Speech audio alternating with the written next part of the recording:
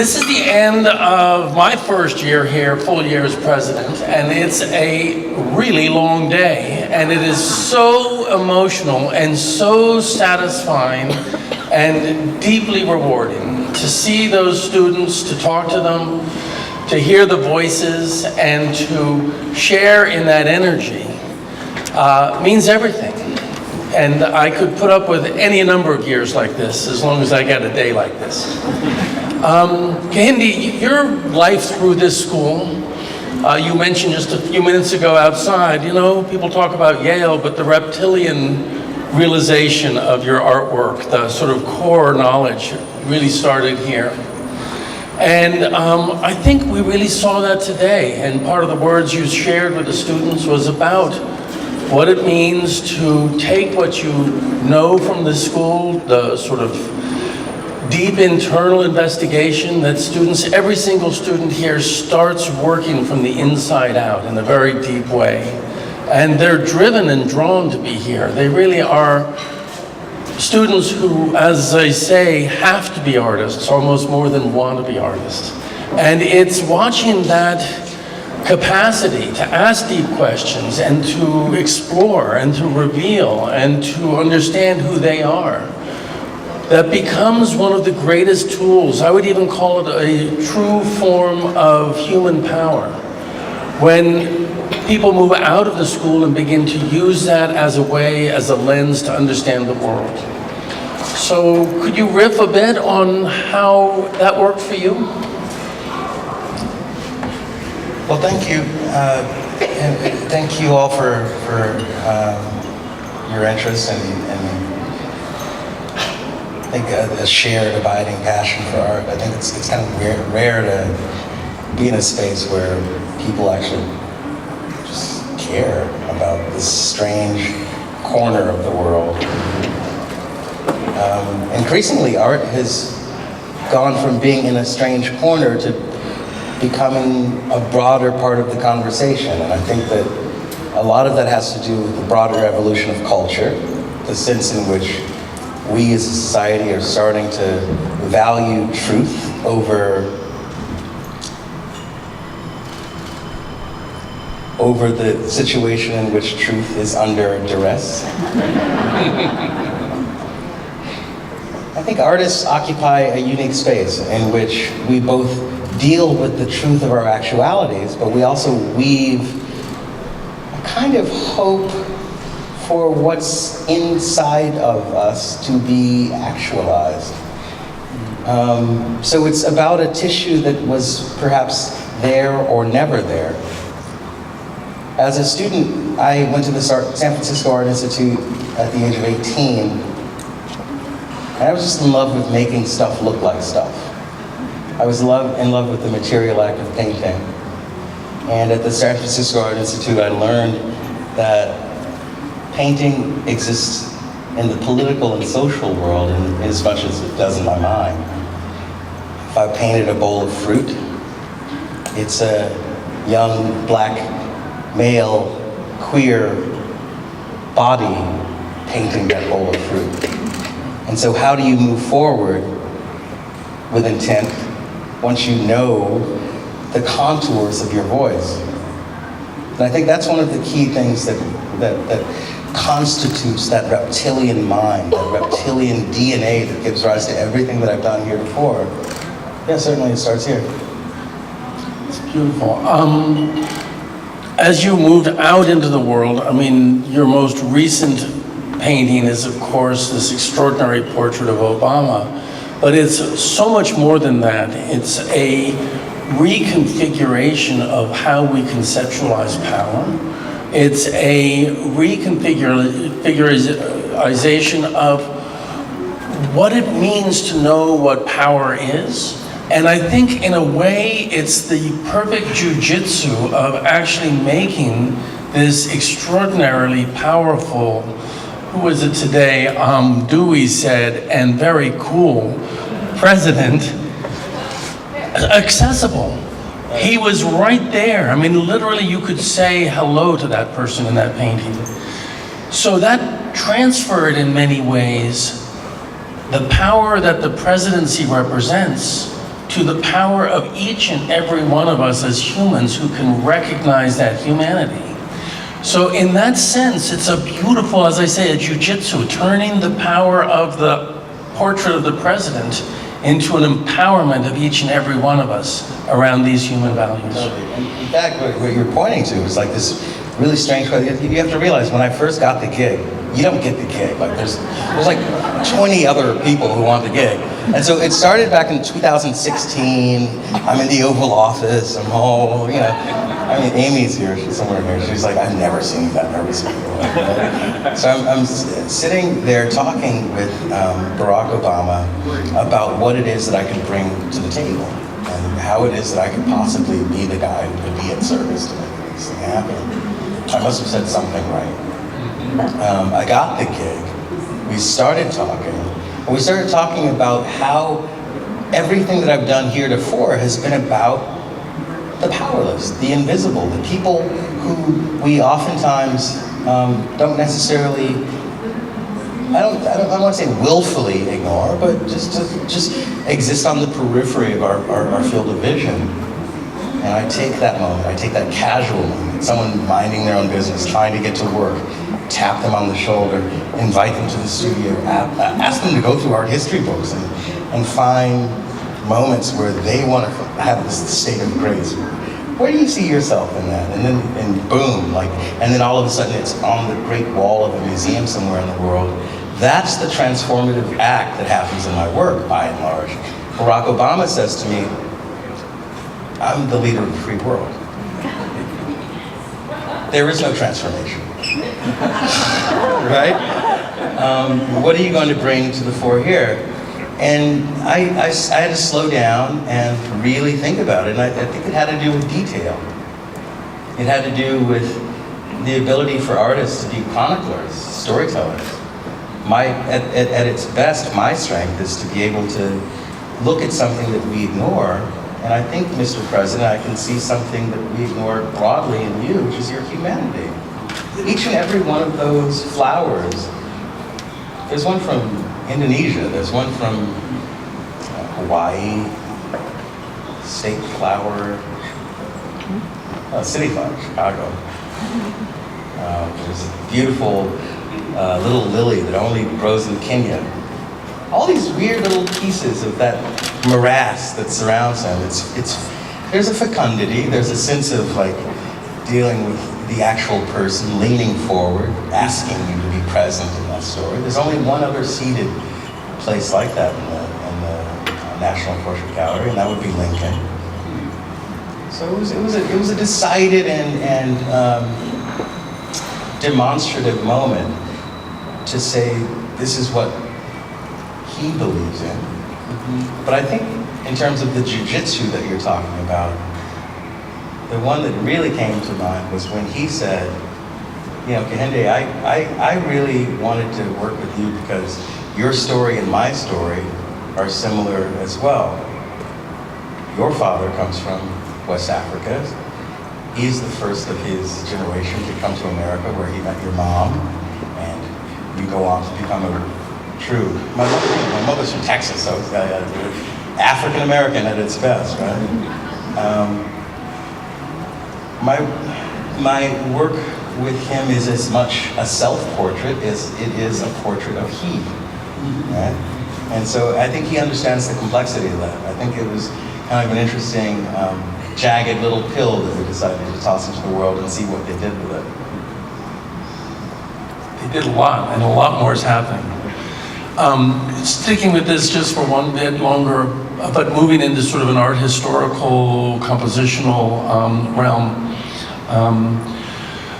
your ability your fluency, your absolute comfort in the sort of iconic canon of Western art, and your ability to move right in and really impressively duplicate technique and so forth in that work, provides you with this incredible ability to dance and skirt through different cultures and use these cultural emblems and the cultural momentum behind some of these images in order to, as you say, bring power to the powerless and to transform and transfer that power. This portrait is really different from every other portrait in there, with or without the Lincoln sitting. And a lot of it has to do with the intense vibrancy of the color, the almost the absence of depth in that great wall of green behind him. I mean, great intensity, but no sort of distant horizon lines. And this, really honorable figure in this state of rest. It strikes me that in many ways this is the first really powerful form or presentation of a Western power leader in what would be really in some ways has West African or global Southern artistic historical language in it. There is a real sense that this could be a painting from West Africa in some ways, unlike all of the others. And in that sense, the two of you and this country, really truly the history of this country is the history of the relationship across the Atlantic between Africa and the United States, and as well as Europe. And it is that circle of culture, that mix of different cultures, that really creates who we are. And recognizing the potency of that and the impact of every single component in that tripartite pattern is one of the great things that the Obama presidency has done for us in a formal way, and what your portrait has done. So what is some of the thinking around the aesthetic choices you made and the compositional choices? It's a lot. My work is deeply American. My work is profoundly based in the morass that we all are. It's just a lot. Like, America is a lot. You talk to people, and we all have backstories. We all come from. No one gets here unscathed, except for, like, are there any Native brothers and sisters up in here? Like, there's no First Nation people from here. There we go. Raise your hands. Like, that is the part where we can say there's a bedrock, right? But for that, Americans, she's a mess. And so I think it's not an African picture. I grew up in Crenshaw, South Central LA. My dad is from Nigeria, but like he bounced after he got the degree. And so I grew up raised by a single mother, and the women that she knew. And I've just been surrounded by beautiful black women who saw something in me, and they said yes to that. And there's something beautiful about being able to turn a series of yeses into broader questions of what else can I say yes to. So much of what people say about my work is that it's a negation of something. The negation of the white male, an indictment of the Western easel painting. I say you're missing it. In fact, I'm saying, yes, I love the material practice of oil painting. I'm saying, like, I want to physically embody that. I love it so much that I want to bring in those people that I've fallen in love with through my story into that narrative. I want to say yes to people who happen to look like me, using the language of imperialism, colonialism, domination, sure. Language is something that you can craft in a way that produces new sentences. And the sentences that I create happen to include people who look like me.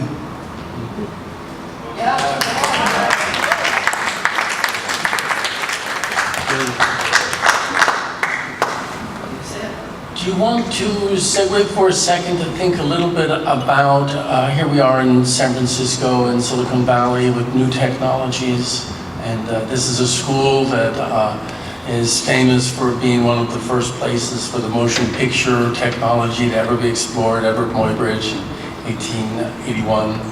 And Ansel Adams, of course, started the photography department, the first photography department as an art form. there's been a lot of firsts that verge on technology and equipment, and we always think of artists as so driven to get their work out there. They're going to be the first adopters. They're going to grab the new technologies and see how it can be used to tell their story and make their vision move forward. So we have this amazing building, 165 studios. It's really about some of the traditional forms of, we have obviously printmaking, photography, painting, sculpture, and so forth. Where do you see, as a painter, looking at the practice going forward and its intersection with technologies and for that matter, sort of the digital platforms and the various other systems of communicating? That's a great question. And this is a sterling example of what's possible when people put their heads together. I remember back when I was a student here, working under Ala Kintori in the administration, they were talking about this. It's just like, I don't want to age myself, but it was a while ago. And just to see it come together is just awesome. And it's in keeping with that thing that I want to do, which is to forward other artists' voices. I'm actually opening up an artist in residency in West Africa. I've been spending most of my time in Africa lately because, sure, I want a fabulous place to paint on the beach, but I also want to be able to take that energy and to open the doors to an international cast of characters who are now going to be influenced by Africa, and to have that flavor in their mouth for their generation, for the generations to come, and to be able to really just give a little nudge to the evolution of culture. So kudos and right on, this is really awesome. Technology is something that we will be including there, and I think partially because as artists we have to have access to tools. The technology is simply a tool. I mean, it's not as though there's an utterance that can be derived from the material. The material is simply the material. Who's breathing in it? Who's giving it life? Who's nudging this thing into saying something more than its component parts? My suspicion, though, is that there is something about technology that goes to my thesis today during the graduation, which has to do with connectivity. The ways in which we connect are increasingly important as artists. Back in the day, you couldn't pay anyone to tell me the truth, and so artists would be like, you think you're hot shit, that sucks. And you really want someone to tell you that and to push you into a direction. The trouble here is that now I can get artists communicating with me through my DMs on Instagram and giving me their opinions, and oftentimes I'll communicate back in real time. Never has that been able to happen before. Never has it been able for me to be able to talk to my heroes and to say, yo, I love your stuff and this is what I'm up to. Can you give me your thoughts on this or that? And oftentimes it may have been ignored, but there is the potential for a real answer. It's not snail mail, it's real, it's actual. That's just one-to-one. Triangulate that, globalize that, scale it up to a point where artists are now talking to each other, experiences are shared cross-platform.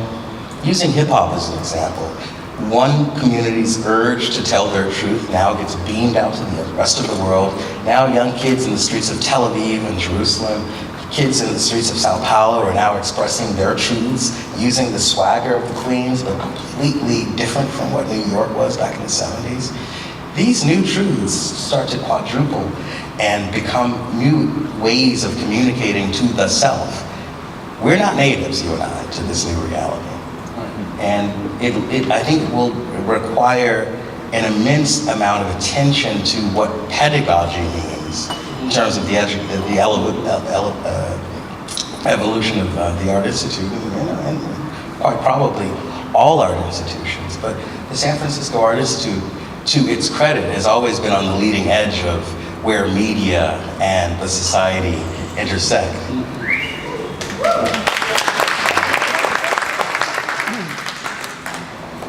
One more question, and then maybe we'll see if there's any out there. And it's it's one of the things that I'm really excited about looking at the next 3 or 4 years ahead. We've got this fabulous school really on a nice, steady path moving forward. And Mildred brought this up today in her comments at the commencement ceremony. And it really speaks also to the language we were talking about, even with technologies, but also with the multiple cultural perspectives that we're talking about. This school needs to find a way to reach out and find some of those extraordinary talented kids that are out there that might not otherwise find their way here. I mean, it's a truth that's, you know, talent, and extraordinary talent, may be very thinly distributed across the planet, but it's evenly distributed. And what's not evenly distributed is access to an art school. Or cash, or lots of other things. But if, with regards to being an art school, what we need to and can do and will do, if I have my way, is really find ways of getting into these communities that are underserved in scores of different ways. On top of that, no art classes in junior high school or high school.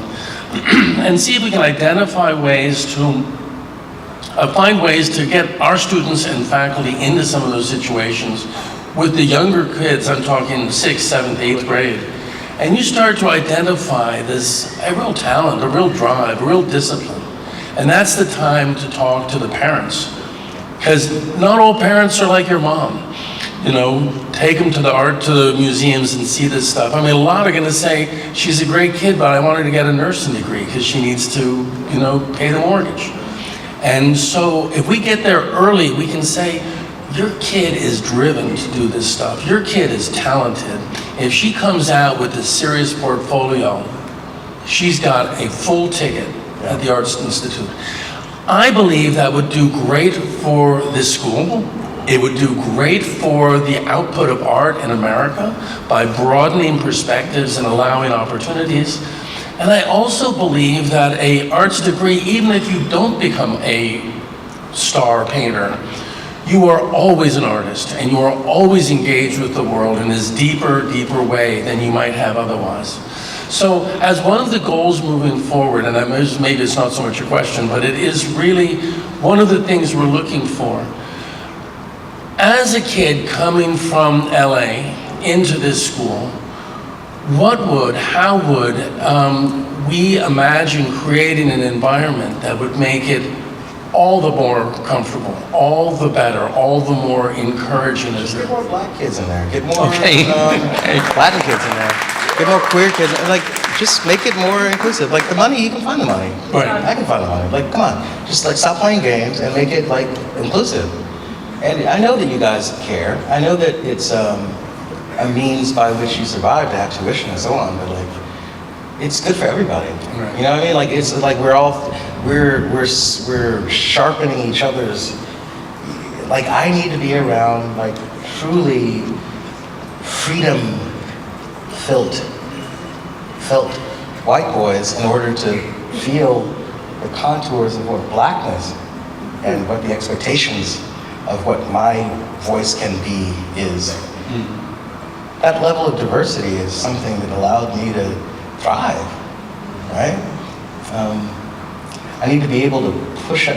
What did Lorraine Hansberry say? I feel almost black when thrown up against a sharp white background, right? What she means by that, I suppose, is that we need difference. We thrive upon it. It's the fertilizer that we're bound to.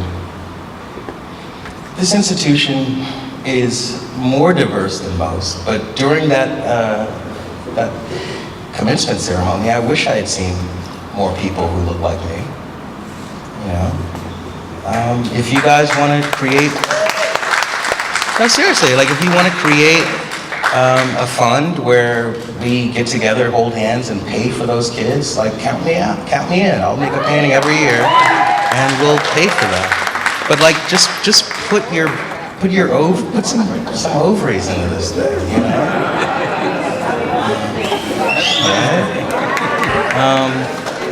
The other thing I think also, and come on, it's your first year, I'm not trying to give you a hard time. The other thing is, I think that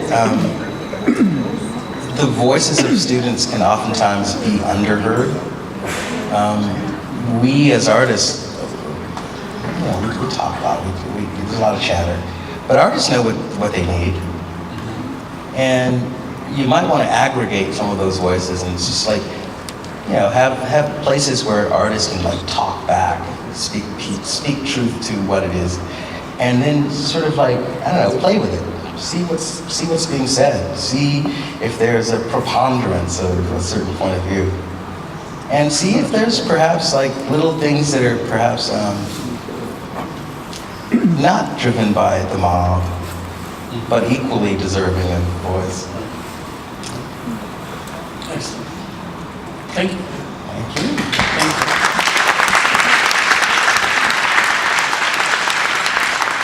And we will be in touch. We will be in touch. And I'm happy to provide anything I can do with regards to the residency side of things, having had some experience in that world.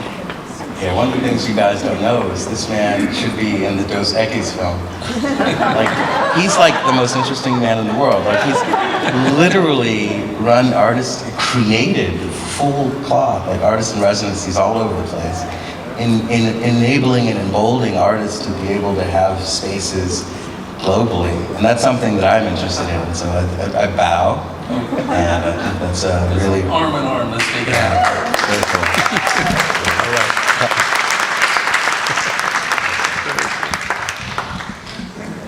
There's a mic out there somewhere. Anybody have a question or two? Uh-oh.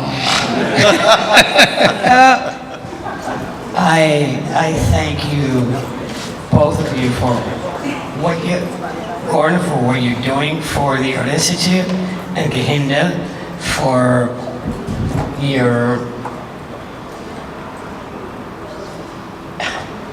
Yes, I am at a loss of words. Your contribution to the conversation. But I'm very interested in what you were saying of the artists' place that you're doing in Africa. Oh, the artist in residency. The artist in residency in Africa. And I really want to know about your opinion of the diaspora. I'm Cuban. Yeah. And there's no Cuban without Africa.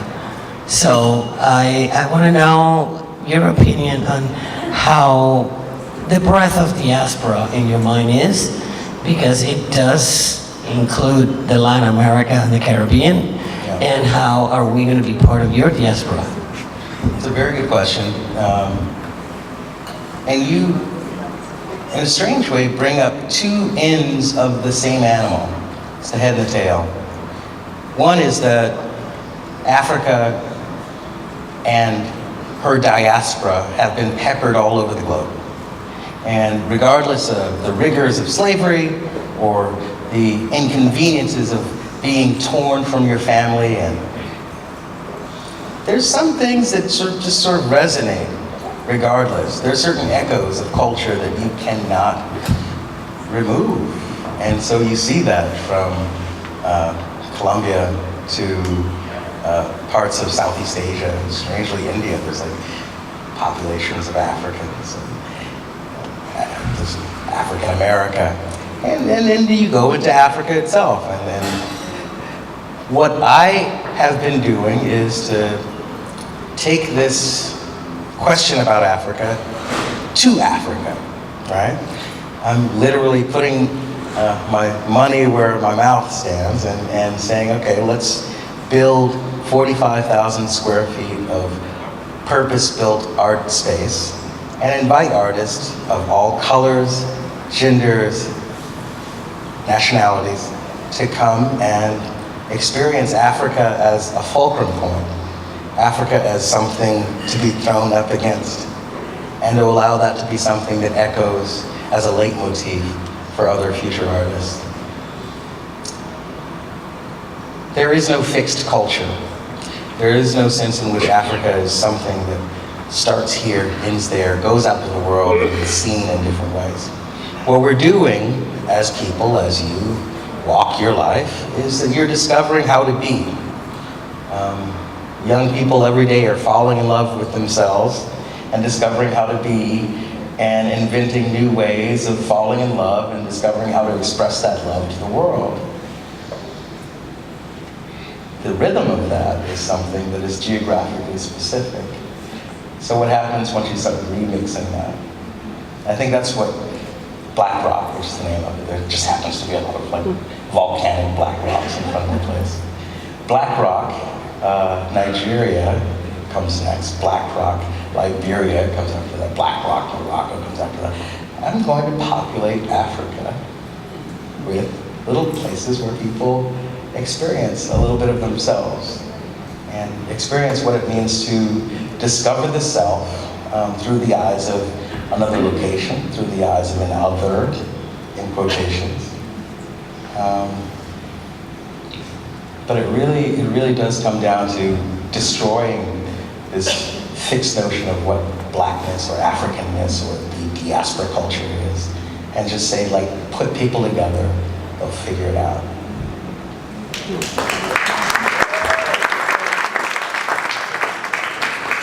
First of all, I just want to say congratulations on winning the portrait for President Obama. I was lucky enough to be there a few weeks ago and was blown away.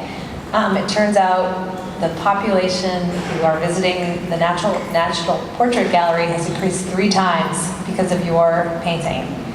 So congratulations on that. So my question is, it was quite competitive for you to win this commission. How much influence did President Obama have over you on the content and the style? So you clearly have... It's a very important question. Yeah. Strangely, people haven't asked it very often. And you'd think, right?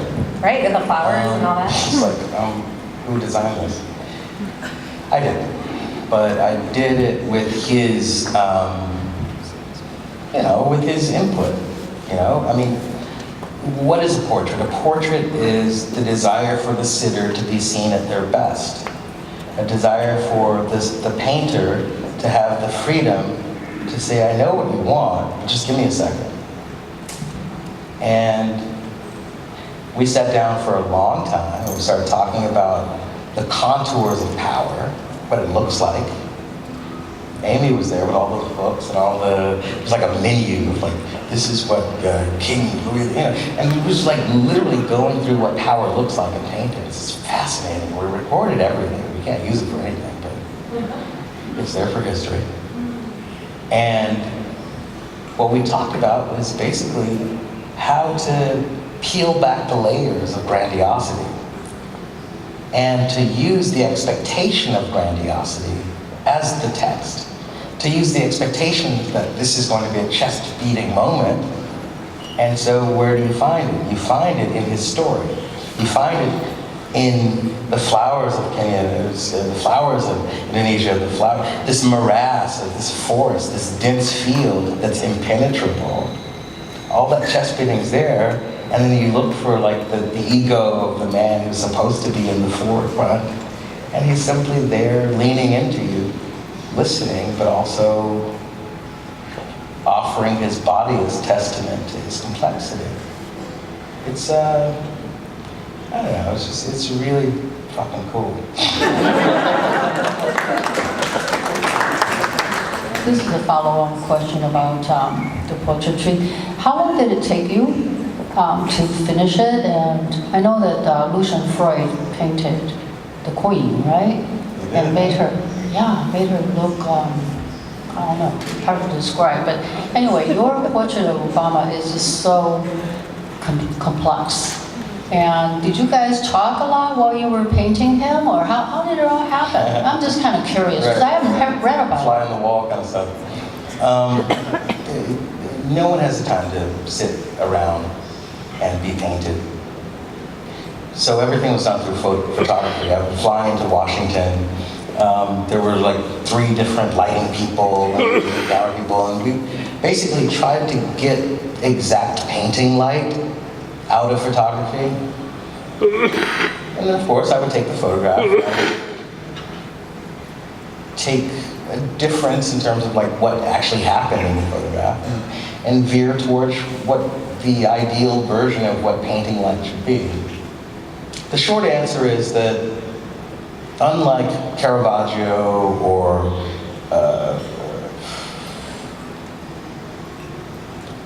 let's say Ingres, we can't paint from observation in the same way, which is both a limitation and an opportunity. The limitation is that there are certain blues and greens that you see as they pierce through flesh, and you'd love to be able to go to your palette and like get that dead on.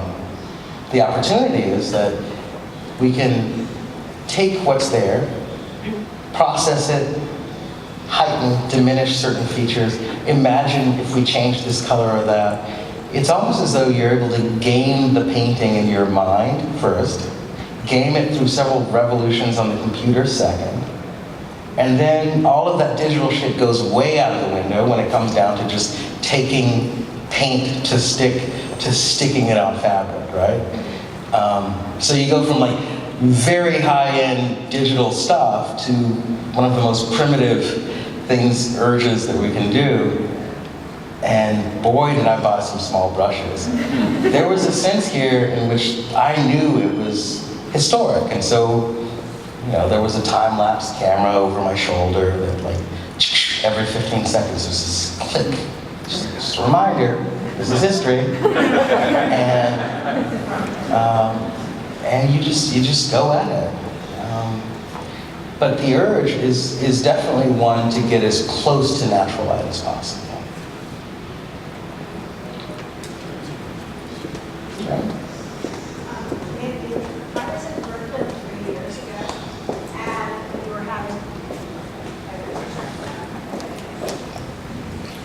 I was in Brooklyn 3 years ago when you were having a solo show at the Brooklyn Museum. And in walking from room to room, looking at the monumental paintings as well as your sculptures, not only could I, not get over the pride I felt in seeing your work, but noticing the impact your work had on every person, the security guards, the school children, the people coming through. And I wonder if you've felt the euphoria, the excitement that your work brings out in people in coming into a museum and seeing themselves. Yeah. How incredibly exciting that is, and how just your work has sparked so much, not just pride, but just, I don't know if I can find the right word for it, but it's intoxicating how people come in and they see your work and they see themselves in an elevated historical context, and they are so jazzed. I mean, they're just so beside themselves. It's amazing. Yeah, I hear you. I didn't hear a question, but I do know that there is a space in which empathy plays a role, and I think at the heart of your statement, what is it within you that allows you to have so much to? How do you create these narratives? And I think that it comes down to empathy. I don't think that, but for my life story, this could not be told. This couldn't have been told. I slow down and I try to pay attention to people and really give that sense of like, it's mystery, ineffability. It's not a question of justice. That's boring art. For me, it's like, I don't like didactic. This is, get out of here with all that. I want to know the complexities of desire. I want to know the complexity of how you fashion yourself, complexities of like the weird gray areas about femininity and masculinity. And get all these complete strangers who you just happen to have met one day in Queens, and they're now all of a sudden in your studio.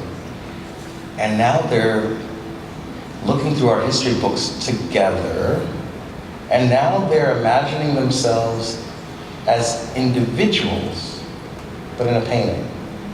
But they're seeing someone come before them doing it very well, and so the competitive sense starts to come into the picture. So it's a strange sort of sociological experiment in which you're seeing not only the desires of a former colonial and imperialist past, but you're seeing like the powerless now shadow dancing themselves into a present, but then sort of dancing themselves outside of traditional masculinity into this competition that's happening before you in your studio. Why? What is it? What's the point?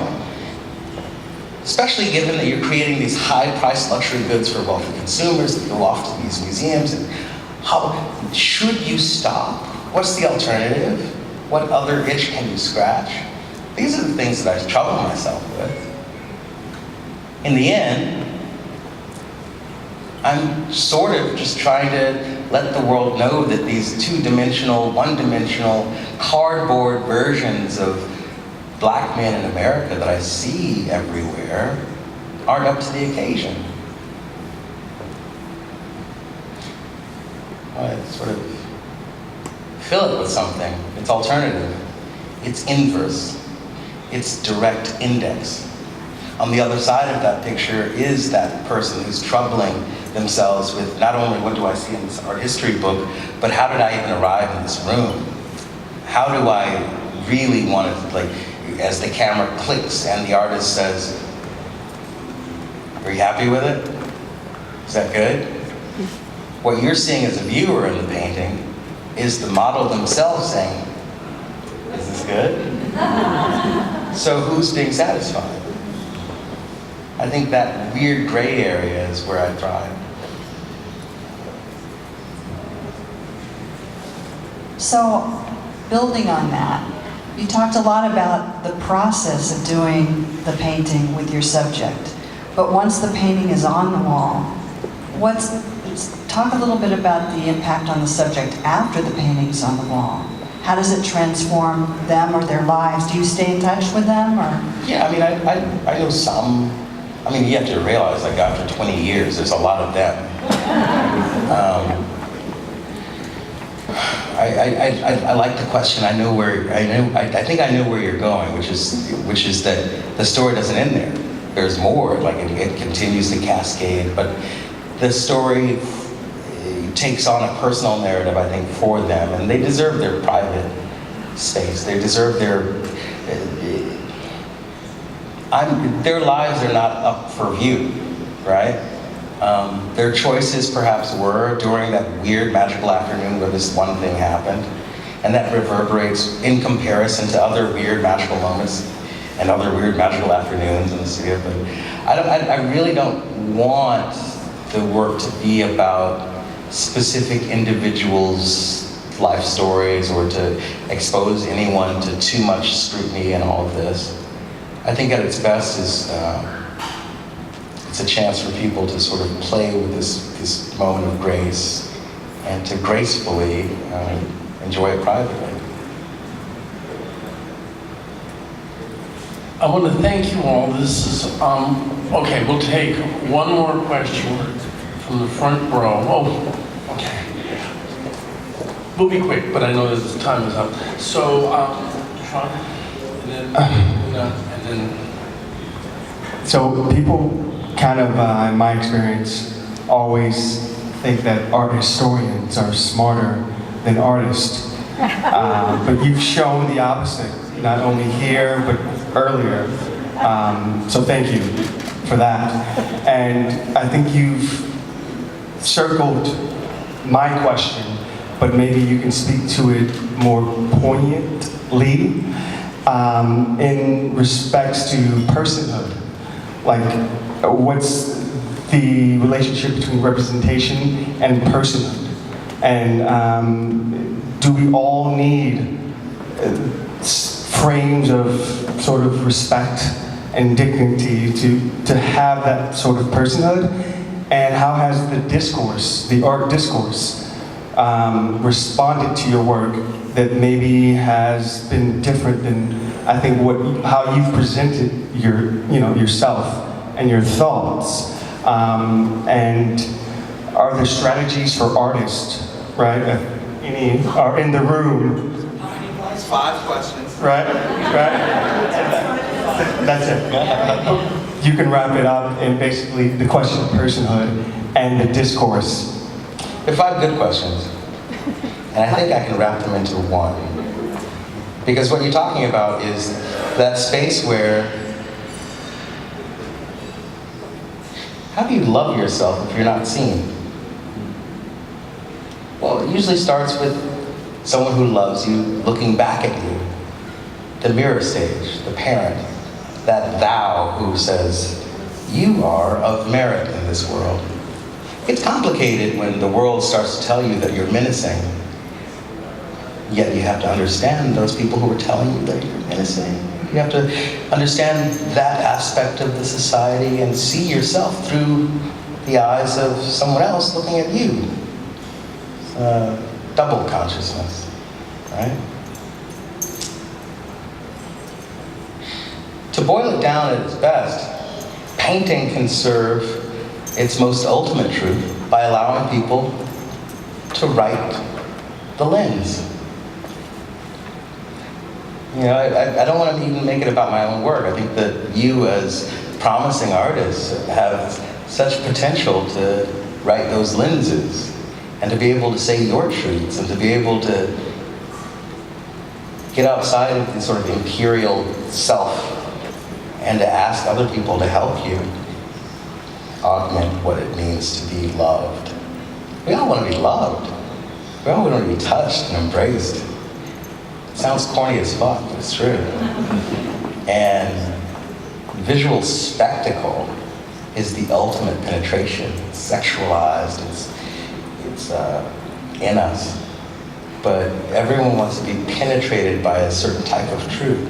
Light enters the eye by virtue of bouncing off of marble or bouncing off of photographic substrate or bouncing off of oil on canvas.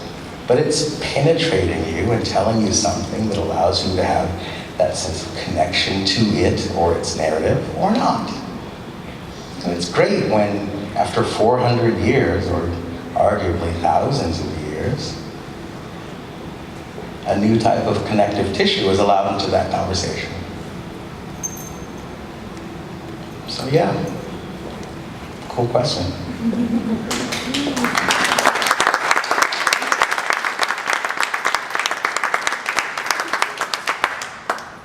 I think this is cheating, I get an extra question.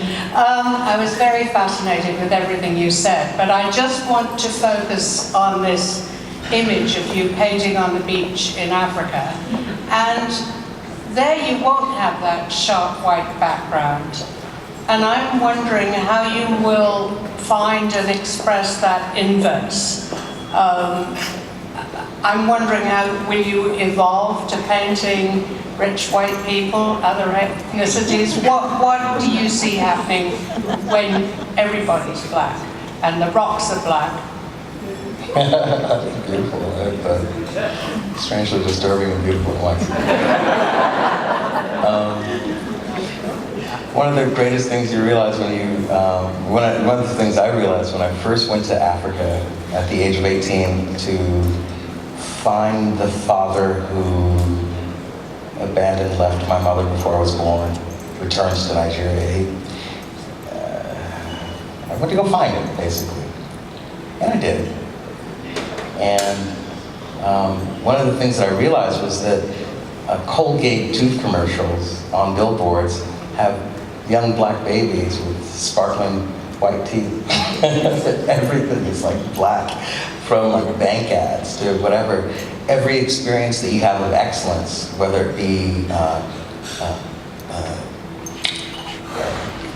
captains of industry to teachers, professors, it's all black. Which was a strange mind trick for a kid my age back then. Because you talk to all the locals and they're just like, well, that's just the state of affairs. Like, what's the big deal?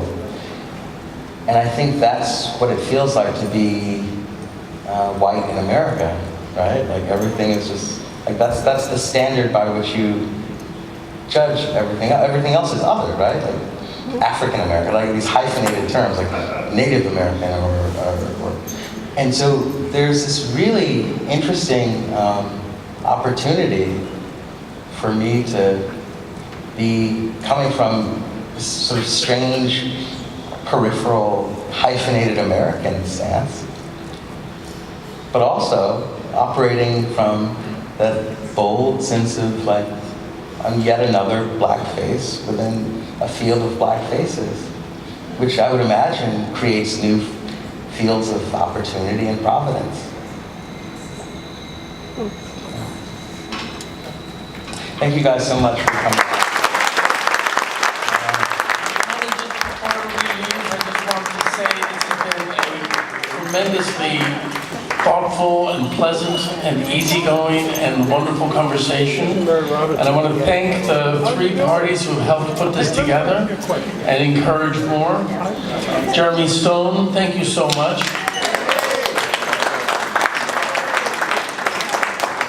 Pamela Levy and Matt Brooks. And of course, Regina and John Scully. Regina, thank you so much. Thank you all.